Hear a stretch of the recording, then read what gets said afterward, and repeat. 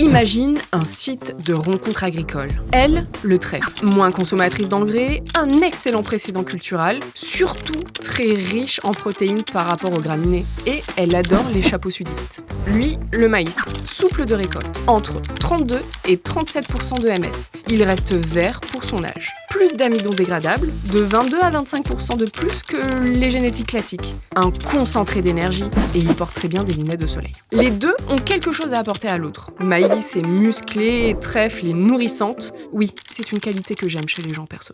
Lui, il apporte de l'énergie. Elle apporte de l'azote. Oui, l'azote dans un couple, c'est important, d'accord ? Au début, ils passent un temps d'abstinence, chacun dans son silo. Mais quand ça match, c'est dans la mélangeuse que la magie opère. Et là, ils forment un duo de choc, complémentaire et parfait. Pour que cette histoire d'amour dure longtemps, il faut que maïs et trèfle gardent leur qualité de départ.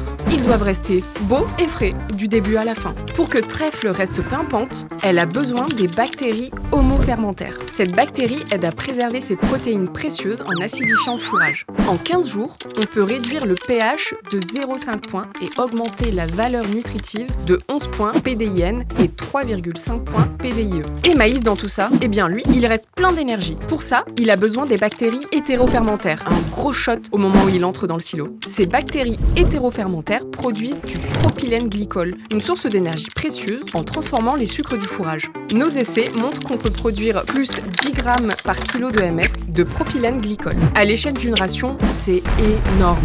Donc, pour produire du lait à moindre coût, suivez ces astuces. Trèfle apporté à 5 kg de MS permet de réduire les concentrés de plusieurs centaines de grammes. Maïs, apporté à 12 kg de MS, permet de réduire l'apport de céréales de 720 grammes. En plus, les bactéries lactiques ajoutées au silo produisent l'équivalent de 120 grammes de propylène glycol. Et voilà la fin de l'histoire. Ils furent heureux dans le domaine de Marguerite et produisirent beaucoup de lait à moindre coût. Grâce à leur union, nos animaux sont en pleine forme et la production de lait est optimale. Ensemble, ils montrent que l'amour triomphe toujours, certes, mais aussi que l'on peut faire du lait par les fourrages.